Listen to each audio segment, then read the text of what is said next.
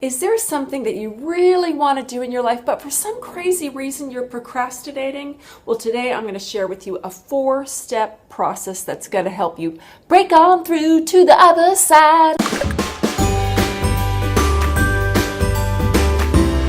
Hey, welcome to the Change Guru. This is a place where we get our change on, and today I want to talk about the concept of procrastination and share with you 4 ways to really push on through it. These 4 ways will help you question why you're doing it. You'll get some really great answers, and chances are you're going to have some progress right when we finish up. So first of all, why do we procrastinate? Well, there's a million reasons. One of the top reasons that professionals give is that we have this incredible fear of not being perfect enough. And so rather than expose ourselves as being frauds, we just hold back and we don't do it. I think there's a lot of layers to it, but I think it's an important subject to tackle, especially because at this time in life, so many of us are really making big time change.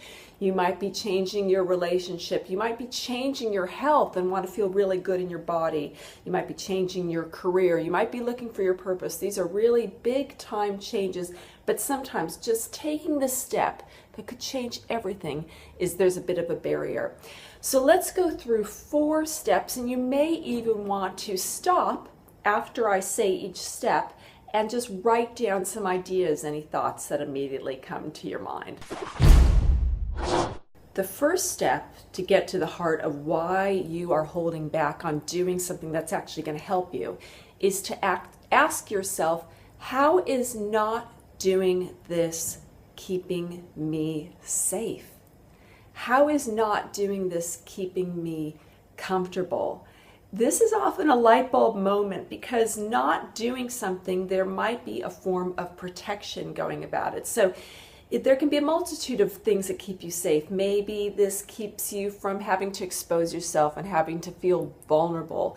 Maybe not going forward with an action will keep you from feeling like you're going to get judged, so it keeps you safe in that way. Maybe you actually don't want to do this thing, or you're going about it in a way that isn't the right way. So this is kind of like nature's intuition way of holding you back. So just have a think right now. What is keeping you safe about not taking action? How is procrastinating keeping you safe? This next step in attacking procrastination is about feeling pain. It's going to hurt a little bit. How is procrastinating hurting you? Maybe it is hurting your business. Maybe not sending a letter, not doing what you're supposed to do is actually going to harm your reputation. Maybe it is going to keep you from getting the clients you want to get. Maybe not having a conversation with a partner that you really need to do to get your relationship to the next level is just going to keep you stuck in the same habits and the same lifestyle that you really just want to make change from.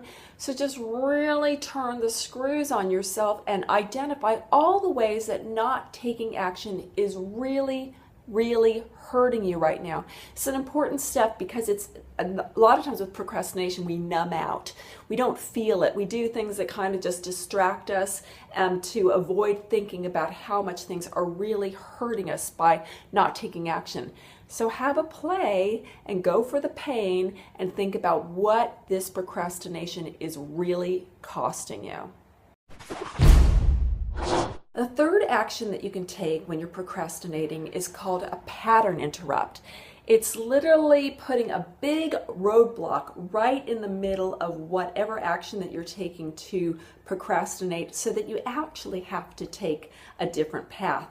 So for example, the other day I had to do a lot of writing, and I found myself totally procrastinating. I was looking online at other websites. I was on Facebook. I was just really distracting myself with everything else but the task at hand. So what I did to create a pattern interrupt with myself is I have this app on my computer where I can type in the name of the websites that I do not want to be allowed to go to. So in this case, I put Facebook, and I put Twitter, and I put some of the other sites I tend to go to when I'm just mindlessly surfing. and I set them for 24 hours. And that way, if I even thought about going to that site, it would not come up in my computer. It's a very clever app, and I'll list it in the show notes for this episode. But doing something like if you're mindlessly eating, you could pattern interrupt that by taking whatever action that you're procrastinating on and moving it away from a kitchen. Or you could have a really big meal before you start working so you're no longer hungry enough to continue snacking. You just want to throw some little spanner into the works of your procrastination. So you have to actually go, whoa, I'm procrastinating. Either better get on it or move away from it. It's called a pattern interrupt. You're literally interrupting the pattern of your procrastination.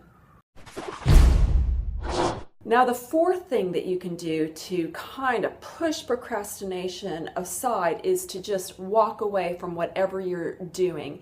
And for me, often that will mean walking away from a computer and putting on music. It really changes my physiology. It changes my energy level, my mood level. I'll go and do something else while the music is on.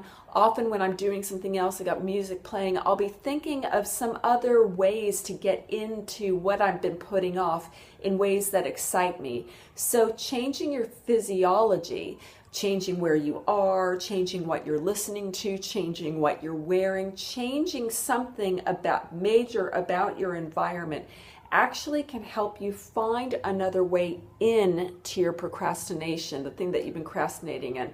So for example, when I moved away from my computer, I put on music, I went and did some dishes, started thinking about other ways that I could get into some work that I'd been putting off. I found something more exciting about it.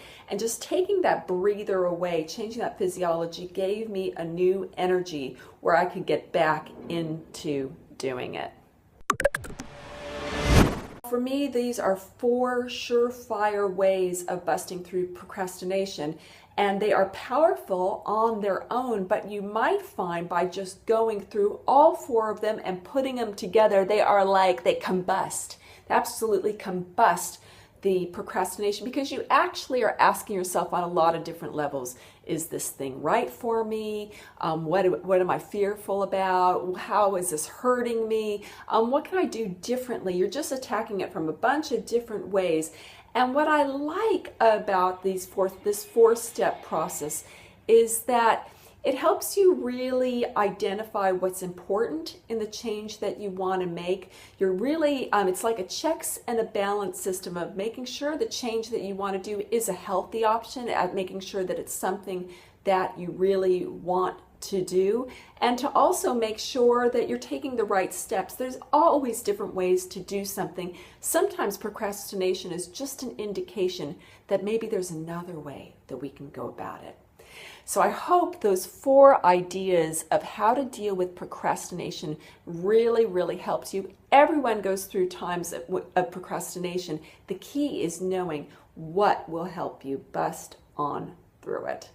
All right, listen, I would love to know from you which of these 4 steps helped you bust through procrastination. Can you post a comment below and let me know which one resonated with you? I'd really, really love to know. All right, that's it for me for this week. Until next time, go for your dreams, and thank you so much for watching. I'll see you next time.